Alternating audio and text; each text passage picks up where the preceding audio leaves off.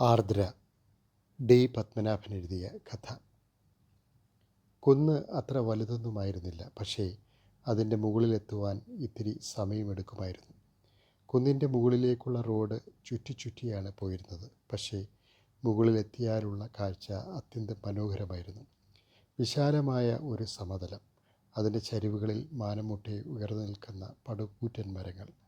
ചരിവിൽ മാത്രമല്ല, റോഡിൻ്റെ വശങ്ങളിലും മരങ്ങളുണ്ടായിരുന്നു. ഞങ്ങളെ കാത്ത് സെമിനാറിൻ്റെ ഭാരവാഹികൾ റോഡരികിൽ നിൽക്കുന്നുണ്ടായിരുന്നു. എല്ലാവരും എനിക്ക് അപരിചിതർ.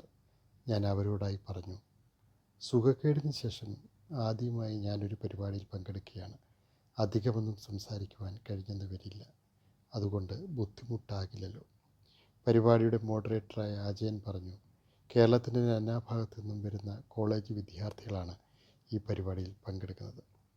ആകെ 1 മണിക്കൂർ, ആദ്യം 10-15 മിനിറ്റ് നേരം ഒരു കഥാകൃത്ത് എന്ന നിലയിലുള്ള ആദ്യകാല അനുഭവങ്ങൾ സാറ് വിദ്യാർത്ഥികളുമായി പങ്കുവയ്ക്കുന്നു. അതിനുശേഷം കുട്ടികളുടെ സംശയങ്ങളും ചോദ്യങ്ങളുമൊക്കെയാണ്. സാറിന് എപ്പോൾ വേണമെങ്കിലും നിർത്താം. 1 മണിക്കൂർ കാത്തു നിൽക്കണമെന്നൊന്നുമില്ല. സാർ ഈ സ്ഥിതിയിലും വന്നല്ലോ, അതുതന്നെ ഞങ്ങളുടെയൊക്കെ ഭാഗ്യം. ഇത്രയും പറഞ്ഞതിന് ശേഷം അജയൻ എന്നെ ഔപചാരികമായി സദസ്സിനെ പരിചയപ്പെടുത്തുവാൻ ഭാവിച്ചപ്പോൾ ഞാൻ ചോദിച്ചു, അല്ല ജയ, ഞാൻ വിചാരിച്ചത് പരിപാടി നിങ്ങളുടെ കോളേജ് ഹാളിലായിരിക്കുമെന്നാണ്. ഇത് ഇപ്പോൾ റോഡ് വക്കിൽ മരത്തണലിലാണല്ലോ. ഞാൻ പൂർത്തിയാക്കാൻ കാത്തു നിൽക്കാതെ അജയൻ പറഞ്ഞു, ഞാൻ വിചാരിച്ചു സാറിന് ഇതായിരിക്കും കൂടുതൽ ഇഷ്ടമെന്ന്. ഹാളിൽ AC അടക്കം എല്ലാ സൗകര്യങ്ങളുമുണ്ട്. വേണമെങ്കിൽ ഇപ്പോൾ തന്നെ. ഞാൻ അജയനെ വിലക്കി. വേണ്ട, ഇത് തന്നെയാണ് നല്ലത്. ഞാൻ എന്നിട്ട് ഒരിക്കൽ കൂടി ചുറ്റും നോക്കി. മരങ്ങൾ, അവയുടെ സുഖകരമായ തണൽ, പക്ഷികൾ, ശലഭങ്ങൾ. മനസ്സിൽ മൂളുന്നുണ്ടായിരുന്നു, ഇഹമേ നിഭൃത പ്രശാന്തമീ യുലകാഹന്ത നിസർഗസുന്ദരം. എന്നെ നല്ലപോലെ അറിയാവുന്ന അജയൻ ചോദിച്ചു, എന്താണ്, കവിത വരുന്നുണ്ടോ? ഞാനൊന്നും പറഞ്ഞില്ല, ചിരിക്കുക മാത്രം ചെയ്തു. പിന്നീട് വിദ്യാർത്ഥികളായി പറയാൻ തുടങ്ങി, പ്രിയപ്പെട്ട ചങ്ങാതിമാരെ, കേരളത്തിലെ വിവിധ കേന്ദ്രങ്ങളിൽ നിന്ന് വന്നിട്ടുള്ളവരാണ് നിങ്ങളിൽ ചിലരെങ്കിലും ഈ ഭൂഭാഗത്തേക്ക് വരുന്നത് ആദ്യമായിട്ടായിരിക്കും.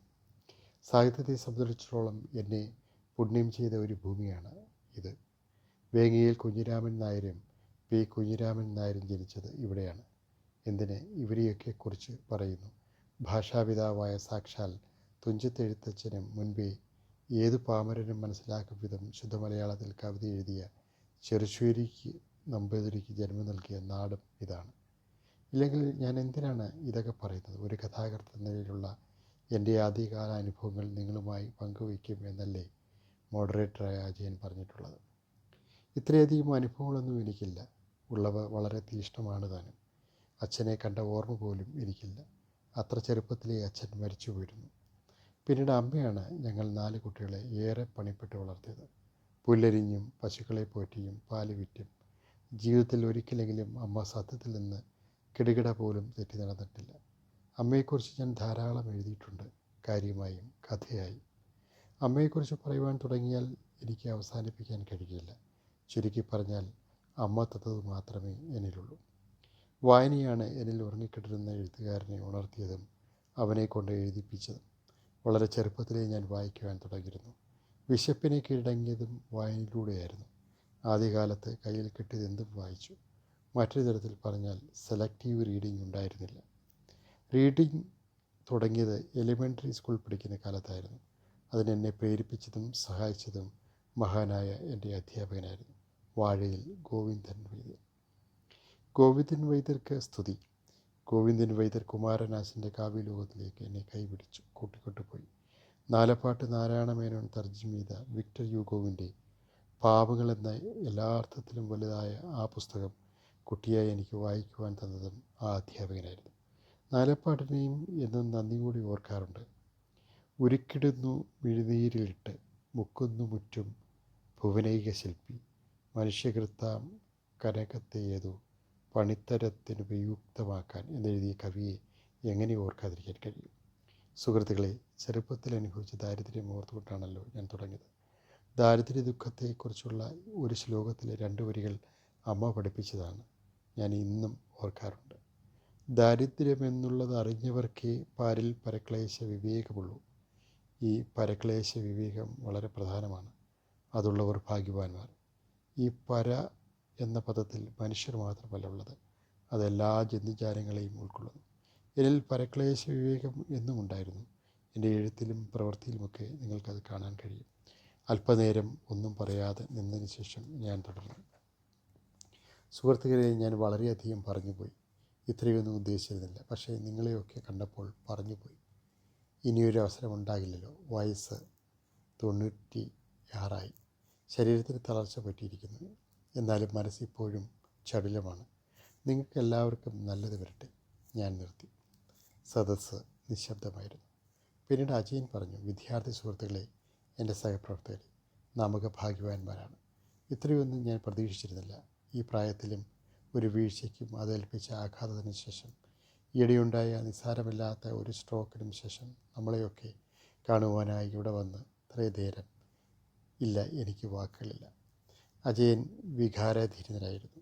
പിന്നീട് കുട്ടികളുടെ ചോദ്യങ്ങളും സംശയങ്ങളും ഒക്കെയായിരുന്നു.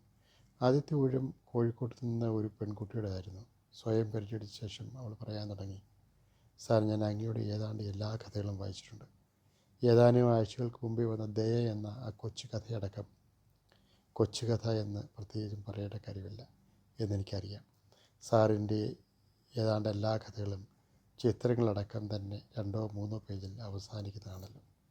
സാറിൻ്റെ കഥകൾ വായിക്കുമ്പോൾ മനസ്സ് വികലമാകുന്നു. പലപ്പോഴും കരഞ്ഞു പോകുന്നു. ദയ വായിച്ചപ്പോഴും കരഞ്ഞു. ഇതെന്തുകൊണ്ടാണ് സാർ? എൻ്റെ മനസ്സ് തീരെ ദുർബലമാകുന്നതുകൊണ്ടാണോ? ചോദിക്കാൻ മടിയുണ്ട്. ഒരുതരം രോഗമാണോ? ഇത് തന്നെ ഒരാളോടും എൻ്റെ അടുത്ത കൂട്ടുകാരികളോടും പോലും ചോദിച്ചിട്ടില്ല. ഈ കൂട്ടായ്മയിലേക്ക് വന്നത് തന്നെ അങ്ങയോട് നേരിട്ട് ചോദിച്ചറിയാമല്ലോ എന്ന് കരുതിയാണ്. സദസ്സ് നിശബ്ദമായിരുന്നു. അല്പനേരത്തേക്ക് ഞാനും ഒന്നും പറഞ്ഞില്ല. പതുക്കെ ചോദിച്ചു, കുട്ടിയുടെ പേര്? അപ്പോൾ കുട്ടി മടിയും ആശ്ചര്യമൊക്കെ കലർന്ന സ്വരത്തിൽ പറഞ്ഞു, ഞാൻ പറഞ്ഞുവല്ലോ സാർ, പേരും മറ്റു വിവരങ്ങളുമൊക്കെ വ്യക്തമാക്കിയതിന് ശേഷമല്ലേ സംസാരിക്കാൻ തുടങ്ങിയത് തന്നെ. എന്നിട്ട് ഇത്ര വേഗം സാർ? ഞാൻ ഇടയ്ക്കേറി പറഞ്ഞു, ആയിരിക്കാം കുട്ടി, പറഞ്ഞിട്ടുണ്ടായിരിക്കാം. എന്നാലും ഒരിക്കൽ കൂടി പറയുന്നത് കൊണ്ട് വലിയ നഷ്ടമൊന്നുമില്ലല്ലോ. പിന്നെ കുട്ടിയെപ്പോലെ ചെറുപ്പമൊന്നുമില്ലല്ലോ. എനിക്ക് ഈ പ്രായത്തിൽ മറവി ഉണ്ടാകുന്നത് ക്ഷന്തവ്യവുമല്ലേ. സദസ്സിൽ കൂട്ടച്ചിരിയായിരുന്നു. പക്ഷെ ഞാൻ ചിരിച്ചില്ല. കുട്ടി പിന്നീട് ജാള്യത്തോടെ പറഞ്ഞു, ആർദ്ര. ഞാൻ എന്നോട് തന്നെ എന്ന പോലെ പറഞ്ഞു, ആർദ്ര. നല്ല പേര്. ഒന്ന് ആലോചിച്ച് നോക്കൂ. ഈ പേരിൽ തന്നെയില്ലേ കുട്ടിയുടെ ചോദ്യത്തിൻ്റെ ഉത്തരം? ആലോചിച്ച് നോക്കൂ. ആർദ്രം, ആർദ്ര, ആർദ്രത. കുട്ടി ഉവ്വെന്ന് തലയാട്ടി. അല്പനേരത്തെ മൗനത്തിന് ശേഷം ഞാൻ സദസ്സിനോടായി പറഞ്ഞു, ആർദ്രയുടെ ചോദ്യം എന്നെക്കുറിച്ച് ചിന്തിക്കുവാൻ എന്നെ പ്രേരിപ്പിക്കുന്നു. ചില പുസ്തകങ്ങൾ വായിക്കുമ്പോൾ, സിനിമകൾ കാണുമ്പോൾ ഞാനും കരഞ്ഞു പോകാറുണ്ട്. പാവങ്ങൾ വായിച്ചപ്പോഴാണ് ഞാൻ ആദ്യമായി കരഞ്ഞു പോയത്.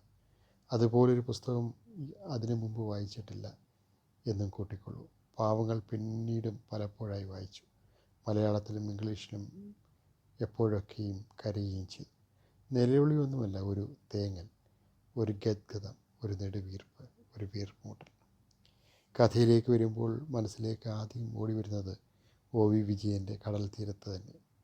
തൂക്കിക്കൊല്ലപ്പെടുന്ന മകൻ്റെ ശവശരീരം ഏറ്റുവാങ്ങുവാൻ വരുന്ന വെള്ളായിയപ്പൻ്റെ ദുഃഖകഥ. എങ്ങനെ മറക്കാൻ കഴിയും എൻ്റെ വെള്ളായിയപ്പന്? കഥകൾ ഇനിയുമുണ്ട്. സിനിമകളെക്കുറിച്ച് പറയുമ്പോൾ ആദ്യമായി വരുന്നത് എൻ്റെ സത്യൻ തന്നെ. ബാംഗ്ലൂരിലെ ആ സ്നേഹതീരത്തിൻ്റെ കഥ പറഞ്ഞ സത്യൻ അന്തിക്കാട് തന്നെ. സത്യൻ്റെ ഏത് കഥയാണ് എന്നെ മതിച്ചിട്ടില്ലാത്തത്? രാപ്പകൽ നിർമ്മിച്ച കമലിനെയും മറക്കുന്നില്ല. ഇതൊക്കെ പറഞ്ഞത് ആർദ്രയോടാണ്.